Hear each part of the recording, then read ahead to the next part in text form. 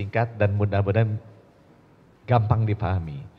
Jadi Bapak Presiden tuh ingin sekali agar Indonesia menjadi Indonesia emas di tahun 2045. Definisinya apa emas itu? Apakah banyak emasnya gitu kan?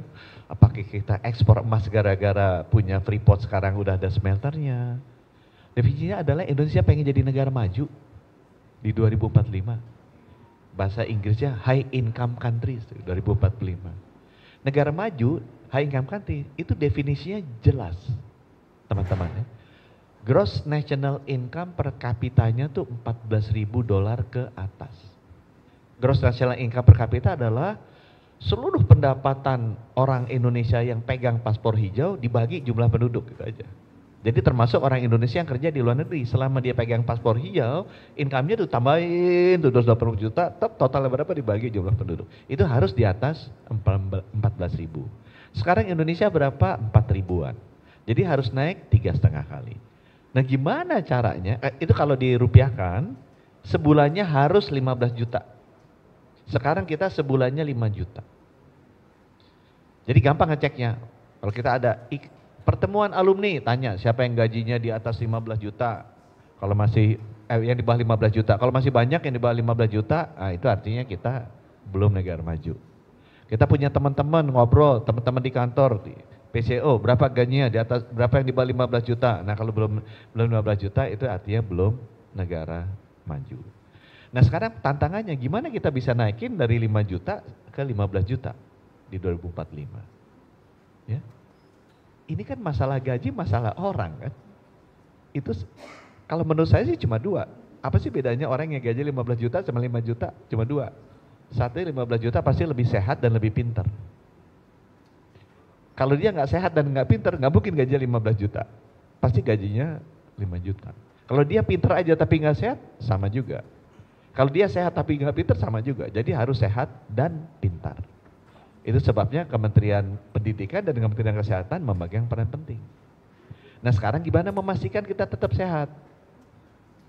Nah ini kenapa namanya Menteri Kesehatan, Dinas Kesehatan, bukan Menteri Kesakitan atau Dinas Kesakitan atau Menteri Kedokteran, Dinas Kedokteran. Kenapa namanya Menteri Kesehatan? Karena tugasnya adalah menjaga masyarakat agar tetap sehat. Menjaga masyarakat jangan sampai sakit. Bukan tugasnya hanya mengobati masyarakat yang sakit, bukan itu. Itu tugas dokter untuk mengobati masyarakatnya kalau sakit. Tapi tugas Menteri Kesehatan adalah menjaga jangan sampai sakit. Menjaga agar tetap sehat. Itu sebabnya namanya Menteri Kesehatan. Bukan Menteri Kesakitan. Di seluruh dunia namanya Ministry of Health. Nggak ada Ministry of Sickness gitu ya. Atau ya. Nah itu sebabnya. Nah, sekarang gimana caranya untuk menjaga kita tetap sehat? Itu istilahnya tuh promotif dan preventif. Promotif artinya mengedukasi, menjaga lifestyle, termasuk lingkar perut. Nah, itu proses menjaga lifestyle kan. Dan itu harus diedukasi. Tugasnya saya adalah melakukan edukasi agar orang tahu. Nah kalau diedukasinya susah-susah, BMI tidak boleh 24. Namanya BMI Body Mass Index, salah definisinya ini bagi ini. Ngukurnya gimana? Beli timbangannya harga 700.000, yang ada pegangannya dipegang gitu. Susah kan? Ya, kita mesti menerjemahkan namanya promotif kan, edukasi dengan cara gampang. Udahlah beli celana jeans ukurannya berapa. Karena itu semua orang kan pasti tahu. Ya. Maksudnya apa? Supaya masyarakat tahu lifestyle yang sehat adalah lifestyle yang kita tidak boleh kelebihan gula dan kelebihan fatty visceral fat gitu. Karena itu menyebabkan banyak penyakit, menyebabkan gula, darah tinggi yang menjadi faktor penyebab utama kematian rakyat Indonesia. Gitu ya, itu yang promotif. Preventifnya apa? Ya itu yang dilakukan oleh Bapak Presiden Prabowo. Cek kesehatan gratis. Preventif itu artinya tahu duluan. Ini buat teman-teman ya. Orang sehat lawannya sakit kan.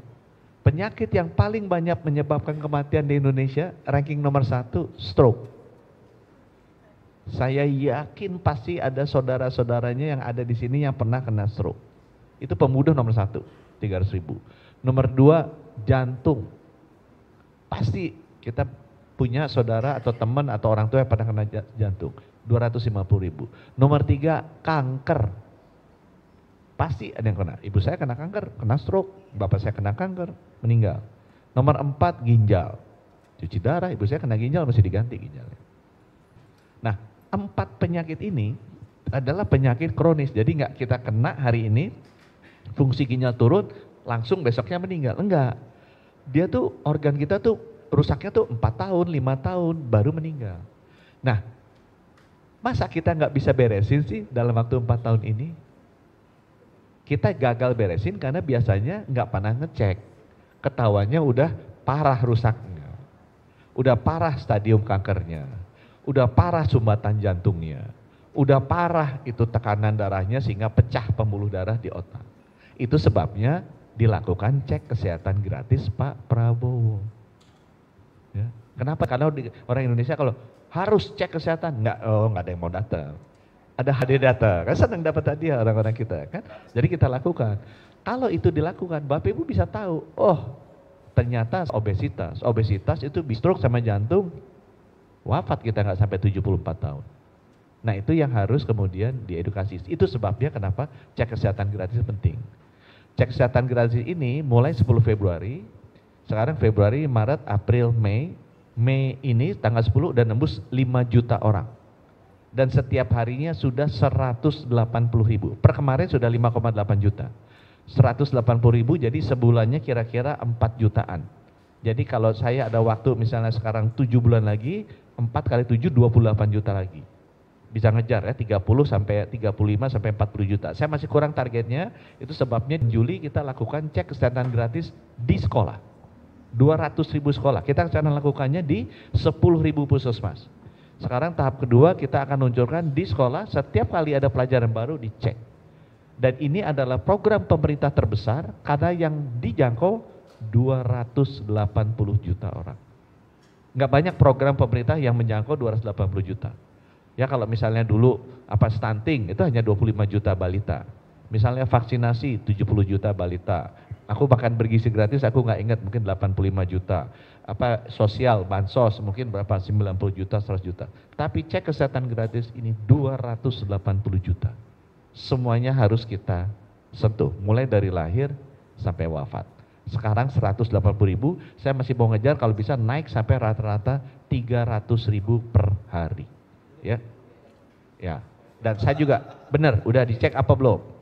Termasuk lingkar perut, dicek itu ya, lingkar perut. Nah, itu yang pertama cek kesehatan gratis ya. Yang nomor 2, saya akan singkat.